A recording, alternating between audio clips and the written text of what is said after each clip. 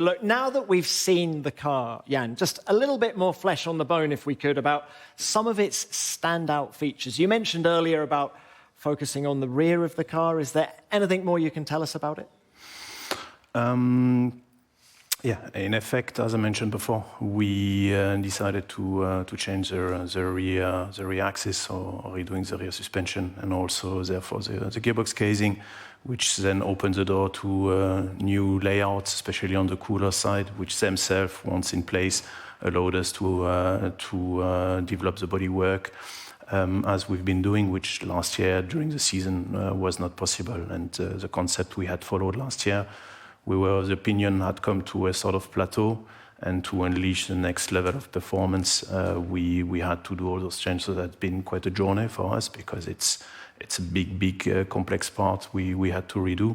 And then evidently how all the rear end works with the floor alongside the new rakes. So we've really been putting a lot of effort on the second part of the car, while the front will be successively developed during the season.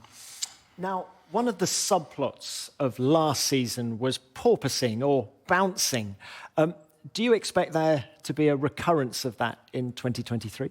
I hope not. I hope not, because we have only 3 days of winter testing, and if we were caught in a similar situation than last year, then it would be a nightmare, because if we spend a day and a half in the garage trying to fix a car like happened last year during the first test in Barcelona, then the start of the season would be really at jeopardy.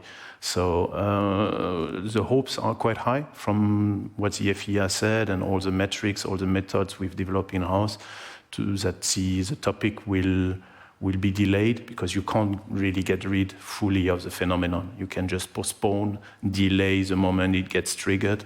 And I hope with the changes of the rules and the work we've been doing, also developing the new flow, that it will be delayed up to a point where we effectively never get there and never have the porpoising. Now, the very fact that I said it probably means we will have some porpoising. I just hope it will be another team and not us.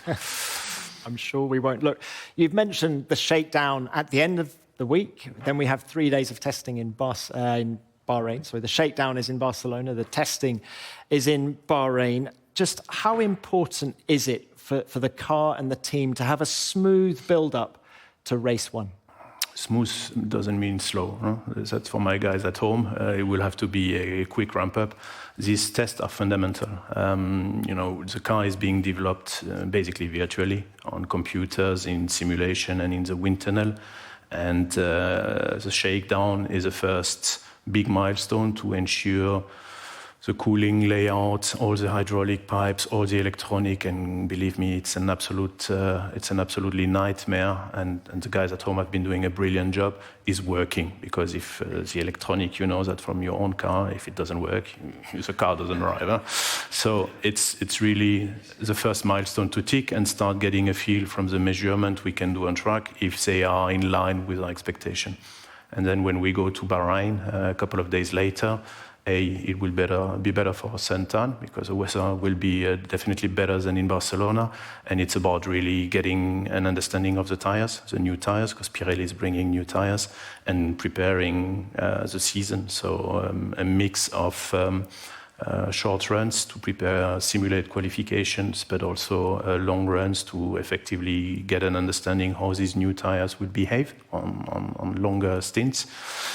And hopefully having absolutely zero problems of reliability, so that as soon the light turns green, we are out and we are in when it turns red again, because we need to put mileage. We need to really be maximizing the mileage, because mileage is the best way to ensure you have the reliability.